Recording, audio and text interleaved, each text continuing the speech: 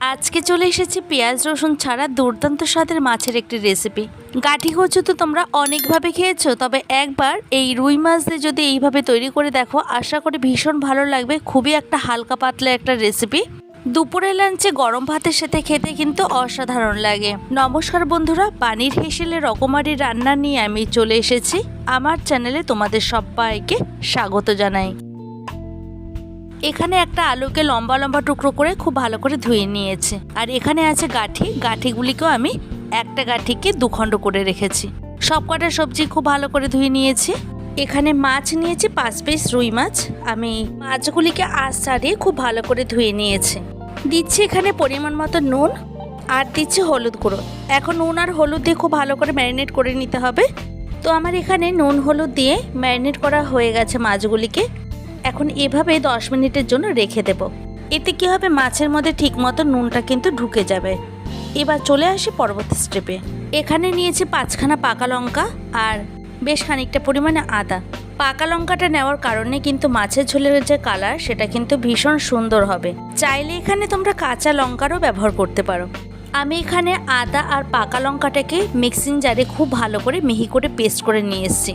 এখন চলে যাচ্ছি রান্নার মূল পর্বে। আমি গ্যাসের উপর একটা কড়াই বসিয়ে দিয়েছি। এবার এর মধ্যে দিয়ে দিচ্ছি জল।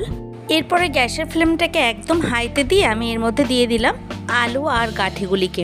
এরপর লিড চাপা দিয়ে দেবো 5 মিনিটের মতো। এইভাবে দেখো হাই ফ্লেমে আমি খুব ভালো করে জাল দিয়ে এগুলিকে সেদ্ধ করে নিচ্ছি। তবে খুব বেশি সেদ্ধ হবে না, একটু ভালো করে দেখে সেদ্ধ করে নিতে হবে। মাঝে মাঝে ঢাকনাটাকে সরিয়ে নিয়ে আমি গ্যাসের ফ্লেমটাকে আবারও কমিয়ে দিয়ে প্রায় আমি এখানে 6 থেকে 7 মিনিটের মতো হাই ফ্লেমে আলু আর গাঠিটাকে সেদ্ধ করে নিয়েছি। এইবার একটা ঝাঁঝরির সাহায্যে আমি এগুলিকে তুলে নিয়েছি। আর যে জলটা সেটা কিন্তু আমি ফেলে দেব। এখানে গাঠি আর আলু যদি ওভার কুক হয়ে যায় তাহলে মাছের ঝোলে কিন্তু একদমই ভালো লাগবে না। সেক্ষেত্রে একটু বুঝে কিন্তু এখানে সেদ্ধ করে নিতে হবে। এরপর একটা অন্য কড়াই বসিয়ে দিয়ে তাতে দিয়ে দিলাম পরিমাণ মতো সাদা তেল। তেলটাকে খুব ভালো মতো গরম করে নিয়েছি হিটটাকে বাড়িয়ে দিয়ে। এরপর একে একে রুই মাছগুলিকে এর মধ্যে ছেড়ে দিচ্ছি। এরপর মাছগুলিকে প্রায় 3 থেকে 3.5 মিনিটের মতো ভেজে নেব। এখানে আমার মাছগুলি খুব সুন্দর করে দেখো লাল করে ভাজা হয়ে গেছে। এখন তুলে নিলাম অন্য সাইডে হওয়ার জন্য। সমস্ত মাছগুলিকে প্রায় 5-6 মিনিটের মতো এপিট ওপিট করে ভেজে নিয়ে এখন তুলে নিচ্ছে। এর থেকে বেশি ভাজলে মাছের কিন্তু টেস্টই নষ্ট হয়ে যাবে। তো আমার দেখো এখানে মাছগুলিকে তুলে নেওয়া হয়ে গেছে। এবার যে তেলটা আছে সেই তেলের মধ্যে আলু আর গাঠি কচুগুলিকে একটু ভেজে নেব। এইভাবে সবজিগুলি সেদ্ধ করে একটু যদি ভেজে নেওয়া যায় রান্নার টেস্টে কিন্তু অনেক গুণ বেড়ে যায়। আমি এখানে আলু আর গাঠি কচুগুলিকে প্রায় 3 থেকে 3.5 মিনিটের মতো খুব ভালো করে ভেজে নিয়েছি। এখন তুলে নিচ্ছি। আর কালারটা আশা করি দেখেই বুঝতে পারছো যে কালারটা কিন্তু অনেকটাই চেঞ্জ হয়ে গেছে। এখন আমি বাকি তেলের মধ্যেই রান্নাটি করছি, তাই ফোড়নে ব্যবহার করলাম গোটা জিরা 1/2 টিস্পুন। এরপর গোটা জিরেটাকে কয়েক সেকেন্ডের মতো ভেজে নিয়ে দিয়ে দিচ্ছি আদা আর কাঁচা লঙ্কা বাটা। এরপর এর মধ্যে দিয়ে দিচ্ছি জিরের গুঁড়ো, ধনের গুঁড়ো, দিয়ে দিচ্ছি পরিমাণ মতো হলুদ গুঁড়ো। কালারের জন্য ব্যবহার করছি Kashmiri red chilli powder 1/2 teaspoon. এরপর দিয়ে দিচ্ছি টেস্ট অনুযায়ী নুন। এখন সমস্ত উপকরণগুলিকে খুব ভালো করে কষিয়ে নিতে হবে। গ্যাসের ফ্লেমটাকে একদম লোতে রেখে আমি এখন মশলাটাকে খুব ভালো করে কষাচ্ছি। মশলা যত ভালো করে কষানো হবে রান্না কিন্তু ততই ভালো হয়। দেখো আমি এইভাবে খুব ভালো করে কষিয়ে নিয়েছি। আর এখানে কষাতে কষাতে তেলটা কিন্তু মশলা থেকে সেপারেট হয়ে গেছে। এই পর্যায়ে এসে আমি এখন ভেজে রাখা সবজিগুলিকে এর মধ্যে দিয়ে দিলাম। এখন আলু আর গাঠি কচুটাকে আরও প্রায় 3 মিনিটের মতো এই মশলার মধ্যে খুব ভালো করে কষিয়ে নিতে হবে। এইভাবে কষাতে কষাতে এর মধ্যে কিন্তু ঠিকমতো নুনটাও ঢুকে যাবে, খেতেও কিন্তু ভালো হবে।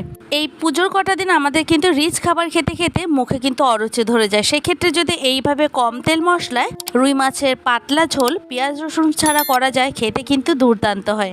এখন আমি এর মধ্যে দিয়ে দিচ্ছি গরম জল 2 গ্লাসের মতো। তবে গ্রেভির পরিমাণটা কিন্তু তোমরা তোমাদের পছন্দ অনুযায়ী কমিয়ে বা বাড়িয়ে রাখতে পারো।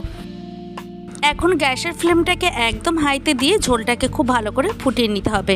এখানে যেহেতু সমস্ত সবজিটাই সেদ্ধ আছে, তাই রান্নাটা করতে কিন্তু আর বেশি সময় লাগবে না। এখন একটা লিড চাপা দিয়ে দেবো কয়েক মিনিটের জন্য। দেখো এখানে গ্রেভিটা কিন্তু খুব ভালো মতো ফুটে উঠেছে। আগে থেকে যদি একটু গাঠি কচু আর আলুটাকে সেদ্ধ করে নেওয়া যায় তাহলে রান্নাটি করতে একদমই বেশি সময় লাগে না। আর গ্রেভিটা ফুটে ওঠার পর আমি এর মধ্যে ভেজে রাখা মাছগুলিকে দিয়ে দিচ্ছি। এবারে গ্যাসের ফ্লেমটাকে হাইতে দিয়ে আরও 5 মিনিটের মতো রান্না করে নেব। দেখো এবার একটু চেক করে দেখিয়ে দিচ্ছি কতটা সুসিদ্ধ হয়েছে।